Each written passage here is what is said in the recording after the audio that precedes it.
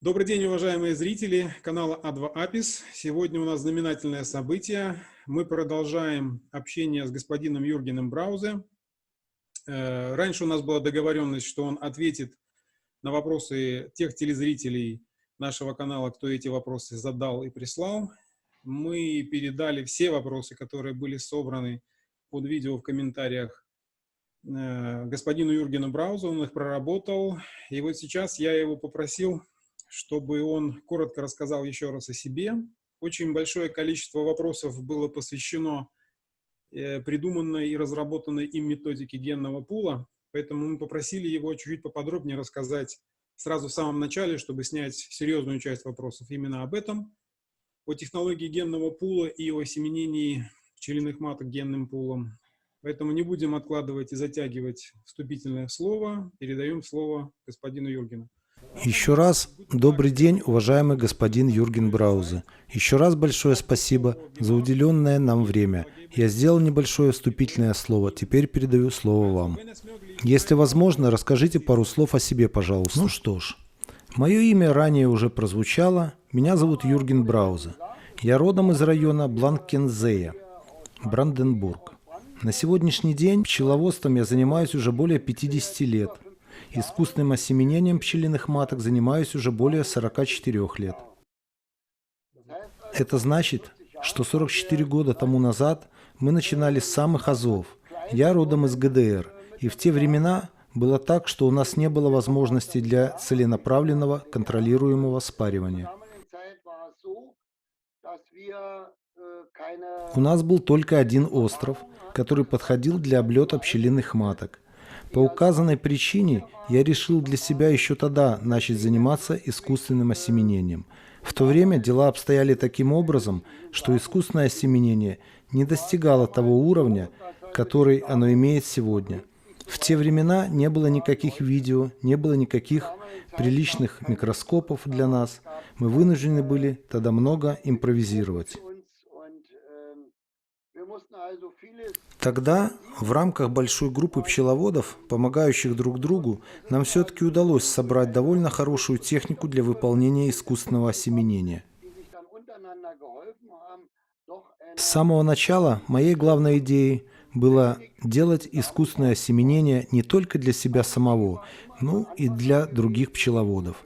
Сделать это искусственное осеменение доступным для широкого круга коллег. В селекции, на мой взгляд, нужно работать вместе. В одиночку тут работать нельзя, потому что селекция предполагает использование большого количества пчелосемей. Это как раз тот случай, когда большое число пчеловодов должны работать сообща. Тогда у нас появилась идея разработать шприц, который был бы в состоянии собирать большой объем спермы, чтобы не приходилось каждый раз чередовать работу то с трутнем, то с пчелиной маткой, а наоборот, позволял бы сначала собрать большое количество спермы, а затем перейти к искусственному осеменению пчелиных маток.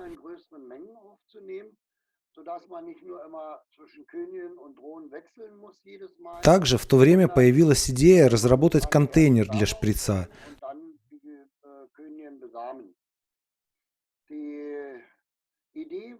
с помощью которого можно было бы также и транспортировать сперму, либо менять эти контейнеры, перевозить, а возможно даже и хранить ее.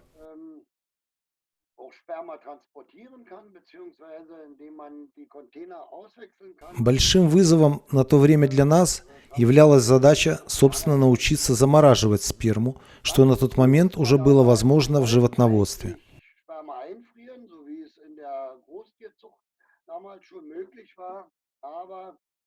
Тогда выяснилось, что данная задача для нас слишком велика. Я лично всего лишь простой пчеловод, не ученый, и в этой связи у меня нет больших возможностей, нет доступа к финансированию, исследований и тому подобному.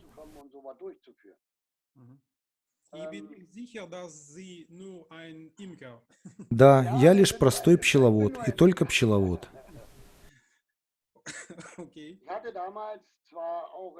Тогда я работал в научном подразделении Института пчеловодства Хоен-Нойендорф.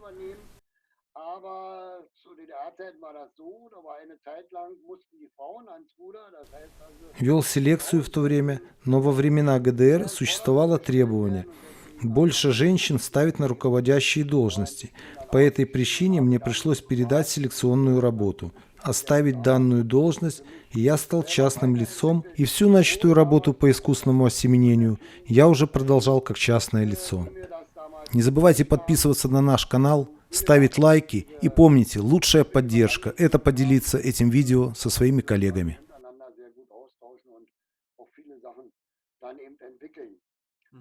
В то время мне оказал поддержку Технический университет Берлина, который тогда, можно сказать, обратил мое внимание на ценность использования созданной селекционной группы пчеловодов, в рамках которой мы могли обмениваться многими ценными результатами и, как следствие, развиваться.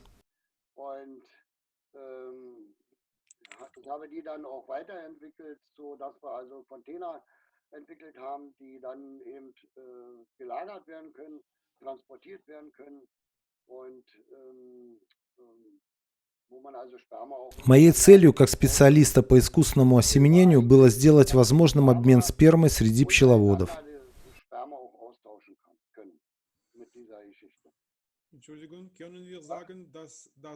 Прошу прощения, можем ли мы сказать, что вы являетесь отцом шприца семьи Винклер?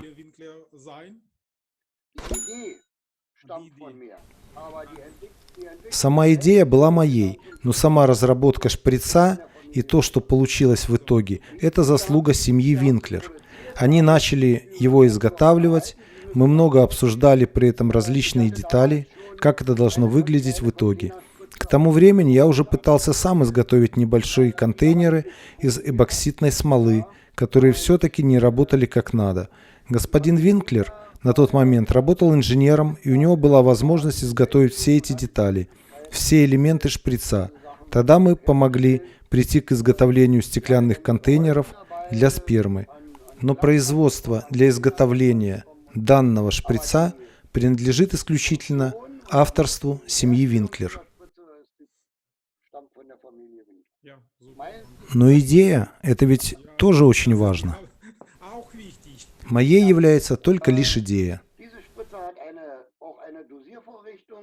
Итак, этот шприц оснащен устройством для дозировки объема спермы, что для осеменения в больших объемах играло для нас очень важную роль. У меня отпала необходимость каждый раз проводить сбор спермы перед каждым искусственным осеменением, и появилась возможность осеменять маток одинаковым контролируемым количеством спермы, что также для нас играло очень важную роль. Впоследствии некоторые элементы техники искусственного осеменения получили свое дальнейшее развитие. Например, я проводил искусственное осеменение для других пчеловодов, и получалось, что обычная устоявшаяся процедура выглядела так. Пчелиная матка накануне самого искусственного осеменения подвергалась наркозу, и на следующий день выполнялось само искусственное осеменение. То есть пчелиная матка так или иначе подвергалась двукратному наркозу. Но раньше первый наркоз выполнялся за день до процедуры искусственного осеменения. И как результат, когда пчеловод приезжал ко мне для искусственного осеменения, мы были вынуждены выставлять пчелосемьи, нуклеусы, у меня на пасеке для их облета. Я пробовал разработать несколько иную методику, а именно с использованием подогрева газа. Благодаря такому подогреву газа стало возможным проводить искусственное осеменение непосредственно сразу после двукратного наркоза. То есть, когда пчеловод приезжал ко мне с нуклеусами, матки уже были внутри этих нуклеусов, закрыты в клеточках. И когда пчеловод приезжал ко мне, мы брали эту клеточку с пчелиной маткой, подвергали наркозу и возвращали обратно в нуклеус. Вскоре после этого матка приходила в себя в клеточке внутри нуклеуса, и сразу же после этого проводилось уже само инструментальное искусственное осеменение, после которого матка в состоянии полного наркоза возвращалась обратно в нуклеус уже без клеточки. Когда пчелиная матка возвращалась в нуклеус, пчелы сразу же вступали с ней в контакт, и у пчеловода появилась возможность уже через 1-3 часа забрать нуклеусы и уехать к себе домой. Это означало, что у меня на пасеке больше не было никаких облетов чужих пчел, а пчеловоды экономили свое время.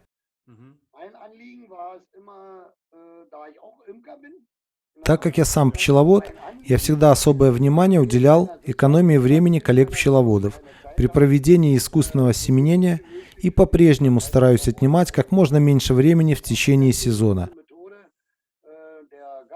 По указанной причине данная методика подогрева газа, которая используется до настоящего момента, в то время в Институте пчеловодства в Доле, да, верно, Далибор Титера, этот институт оказал мне поддержку. Тогда Далибор только начинал свою деятельность, а институтом руководил доктор Василей. Мы вместе с Далибором проводили эксперименты, работает ли методика подогрева газа или нет. И тогда это было Институтом пчеловодства в Доле. Можно сказать, обоснованно с научной точки зрения. Так или иначе, мы стремились развиваться постоянно.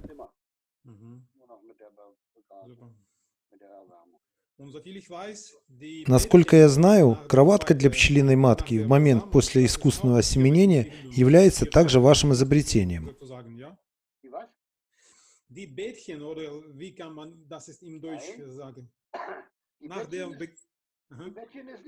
Кроватка – это не мое изобретение. Идея была найдена во время работы, а именно во время искусственного осеменения у Жоса Гута. У него была работница из Польши, Яагата. И Яагате мешало то, что при возврате пчелиных маток после искусственного осеменения обратно в нуклеус, очень часто пчелиные матки падали вниз на сетчатое дно нуклеуса. Когда в одном месте находится большое число пчелиных семей или нуклеусов, очень часто снизу под сеткой могут находиться чужие пчелы, то есть пчелы из других ульев или нуклеусов, и они могут повредить упавшую на дно пчелиную матку через сетку.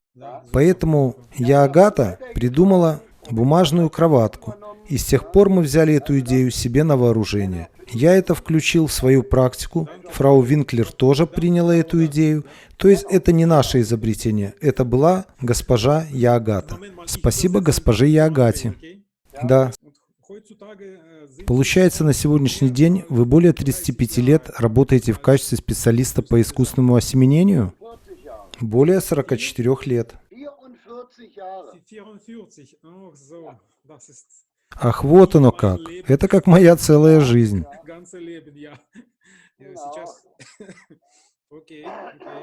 Когда у нас уже длительное время имелся шприц для искусственного осеменения, я ездил для проведения искусственного осеменения к своим коллегам.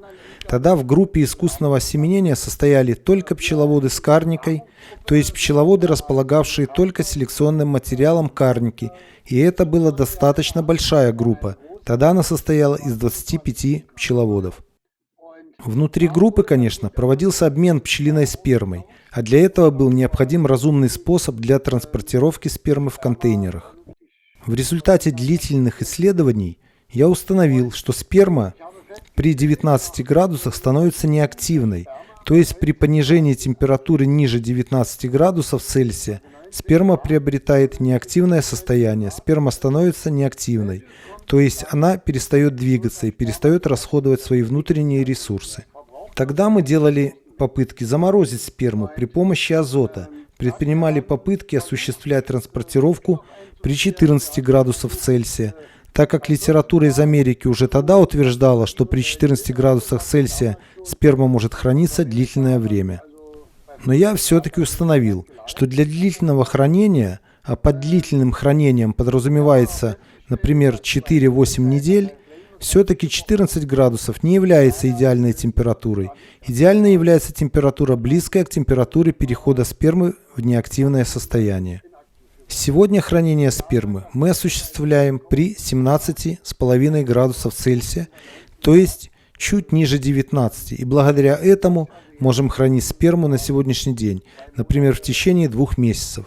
Если же говорить о смешанной сперме для генного пула, то я, например, в прошедшем году хранил сперму 112 дней. Сперма была в полном порядке и была использована для искусственного осеменения пчелиных маток. Супер! Это, похоже, мировой рекорд? Да, похоже, это мировой рекорд. 112 дней, правильно? Да, 112 дней. Мы предпринимали попытки делать глубокую заморозку, но это пока не дало стопроцентного результата. Важно отметить, что, собственно, при длительном хранении всегда существует опасность попадания внутрь спермы различных инфекций. Именно по данной причине длительное хранение для меня лично является исключительной ситуацией. Хранение в течение 14 дней не проблема, 4 недели тоже никаких проблем. Но все, что превышает эти сроки, делается только в случае крайней необходимости. Если в действительности у вас имеется доступ к качественной сперме, то отпадает необходимость в ее длительном хранении. Охлаждающий контейнер, который я тогда разработал, имеет, так сказать, допуск или разброс в 0,3 градуса. Важным при длительном хранении спермы является именно отсутствие резких скачков температуры. То есть при хранении очень важно обеспечить стабильность температуры. И не обязательно обеспечивать эту стабильность при помощи специального оборудования, как у меня. Сгодится другое аналогичное оборудование, которое обеспечивает стабильную нужную температуру. Таким образом, говоря о хранении, в комментариях встречались подобные вопросы ко мне. Если кто-то хочет хранить, например, 10, максимум 14 дней, достаточно обеспечить хранение при температуре ниже 19 градусов. При краткосрочном хранении незначительные отклонения не будут играть столь критического значения. Но и в этом случае необходимо обращать внимание на то, чтобы перепады температуры не были слишком большими. Отдельные элементы моей системы были отработаны еще тогда, во время ГДР, в составе большой селекционной группы пчеловодов, например, то, как я содержу и подготавливаю трутня. Об этом, например, поступило много вопросов, но у меня была такая же методика, которая применялась и у других специалистов по искусственному осеменению. Трутни просто содержались в пчелиных семьях, но если начать работу с большим числом линий различного происхождения, то нужно задействовать очень большое число пчелиных семей, чтобы содержать и сохранить трутня, и для меня это было неприемлемым способом. И по этой причине примерно 30, даже более 30 лет тому назад я включил в свою работу так называемые изоляторы для трутня. В то время мы начинали со стартовых вариантов, с прототипов, и изготавливали их своими руками совместно с нашей группой пчеловодов. И с тех пор мы работаем с этими изоляторами для трутня. Это процедура, которой мы придерживаемся и практикуем уже более 30 лет. Мне часто предъявляют претензии в том, что трутень обязательно должен сделать облет, и они должны продемонстрировать то, на что они способны, и так далее, и тому подобное. Но за прошедшие годы и десятилетия я установил, что применение моей методики не приводит к каким-либо недостаткам, и для искусственного осеменения только такой способ позволяет при использовании техники генного пула работать с большим количеством линий различного происхождения. Мне нужно работать с большим числом пчеловодов. Пчеловоды привозят мне своего трутня непосредственно перед выходом из ячеек, передают трутневые рамки мне, я помещаю их в изоляторы для трутня, и я, соответственно, в изоляторах довожу их до половозрелого состояния. Это существенно дешевле, чем если бы этим занимался каждый пчеловод в отдельности. У каждого пчеловода летом полно других дел, пчеловоды летом очень заняты.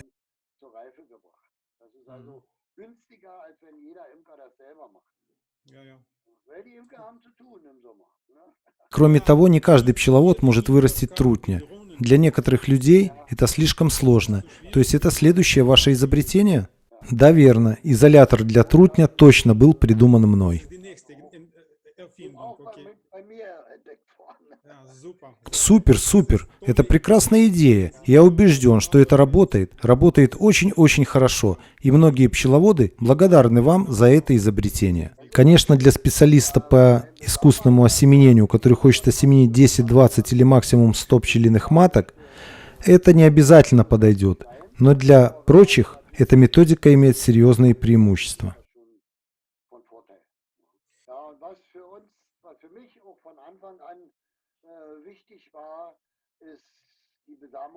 Для меня с самого начала было очень важным выполнить искусственное осеменение вдвоем. То есть кто-то один подготавливает трутня, а я выполняю уже непосредственно само осеменение. Это означает, что я как специалист по осеменению с трутнями имею дело только в момент сбора спермы, и я не связан с процедурой извлечения спермы, ее эякуляцией. Совсем наоборот, я только собираю сперму из уже подготовленного трутня, а второй помощник отвечает за то, чтобы обеспечить полную подготовку для меня трутня. У данного способа есть большое преимущество, и оно в том, что у меня всегда чистые руки. Трутни меня не пачкают своими испражнениями. И как следствие, это очень хорошо отражается на гигиене при искусственном осеменении. Это тоже ваше изобретение, правильно? Да, это тоже моя находка. Большинство специалистов по искусственному осеменению работают в одиночку. Поэтому я должен сказать тьфу-тьфу и постучать по голове. До сих пор у нас не было проблем с какими-либо инфекциями.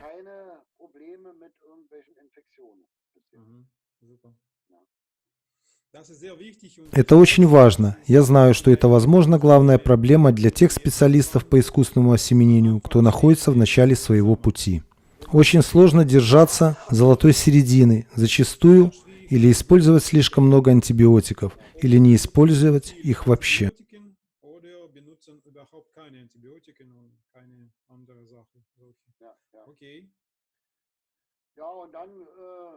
Ну а затем, когда в ГДР произошли изменения, произошло объединение с Западной Германией. Наша селекционная группа распалась. Сначала каждый пробовал заниматься этим в одиночку, но так как речь шла про работу с пчелами карники, то в течение короткого периода лишь небольшое число пчелосемей осталось спокойными.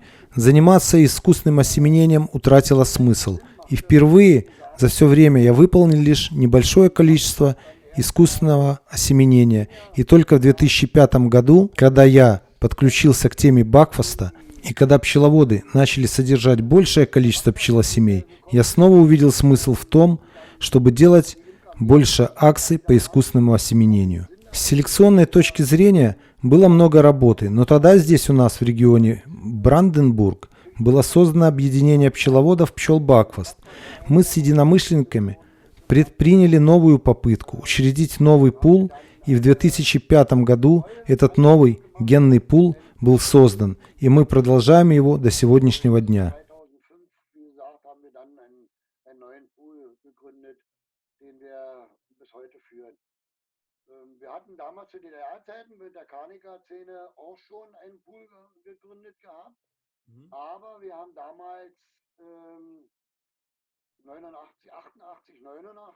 Во времена ГДР, когда мы работали с карникой, мы еще тогда сформировали генный пул для карники, но тогда, в 1988-89 годах, мы работали с применением методики центрофугирования спермы. Сама методика центрофугирования по-прежнему применяется Сьюзен Кабей в Америке. В Новой Зеландии ее использует господин Коллинз. В Австралии длительное время ее применяет госпожа Кюнерт. Но центрофугирование лично мне дало не очень много, потому что слишком большое число случаев отхода пчелиных маток, то есть пчелиные матки были не жизнеспособны в длительном периоде.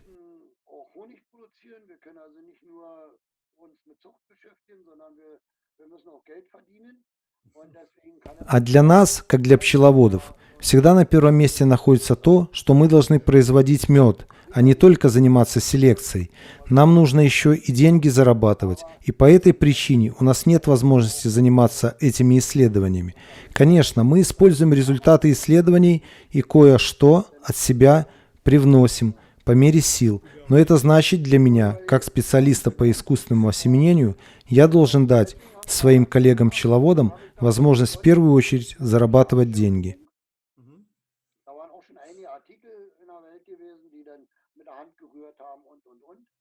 Еще тогда, в 1989-м, я начал использовать механическое перемешивание спермы. На тот момент уже были некоторые статьи на тему механического перемешивания спермы вручную и так далее и тому подобное. Но, как уже было сказано, когда все рухнуло, в том числе и техника перемешивания развития методики приостановилась. К 2005 году у нас появились новые возможности. В первую очередь, с материальной точки зрения, Тогда я и разработал нынешнюю технику перемешивания. Мне иногда делают замечание, что я не имею права говорить о гомонигонизации спермы, так как это научно не доказано. Но и эту тему мы прошли уже несколько лет тому назад. Мы получили научное подтверждение того, перемешивание спермы нашим способом приводит к ее гомонигонизации, к ее однородности. Таким образом, можно сказать, на сегодня этот вопрос закрыт. Создание этого пула задумывалось для того, чтобы сохранить тот отселекционированный материал, которым располагали отдельные пчеловоды. И для этой цели мы решили ввести закрытый пул. В этот момент мы сформировали этот закрытый пул с 4 материнскими линиями и с 5 отцовскими линиями. То есть весь материал был различным по происхождению. С момента учреждения этого пула был дан новый старт селекции. Затем в 2007 году мы услышали доклад господина Пола Юнгельса, Жанна-Мари Ван Дайк,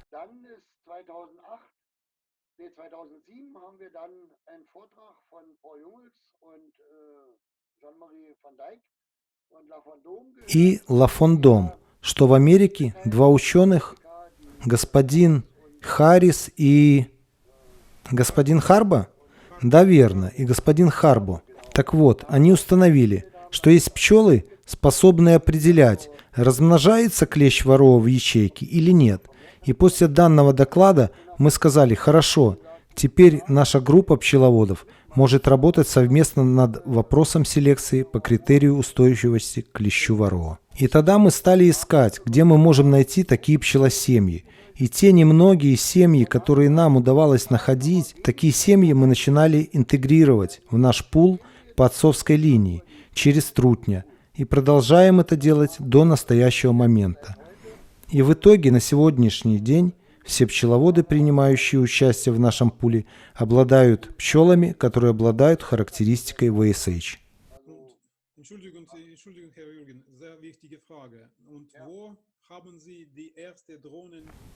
Простите, господин Юрген, очень важный вопрос. Где вы нашли первые пчелосемьи, устойчивые к ворова? Среди ваших пчел?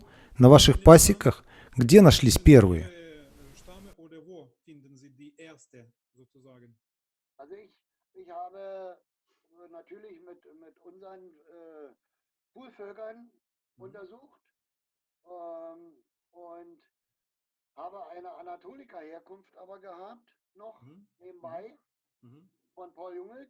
Конечно, я в первую очередь исследовал наши тестовые пчелосемьи из нашего пула, но у нас были также пчелы породы Анатолика, помимо прочего от Пола Юнгельса, и эти пчелы породы Анатолика первыми показали характеристики VSH, и тогда мы решили интегрировать их в наш пул. Но помимо этого, в течение года среди наших пчел также были найдены пчелы, способные это делать. То есть получилось, что у нас внутри пула на тот момент уже были пчелы, способные противостоять клещу. Просто в течение первого года мы не смогли их идентифицировать, так как пчеловоды просто не присылали мне свои рамки с расплодом для анализа. Да и это тоже своего рода проблема. Как уже было сказано с того момента, как мы интегрировали пчел данного происхождения, которых нам удалось найти, так сказать, со стороны, и, конечно, наши собственные линии внутри пула.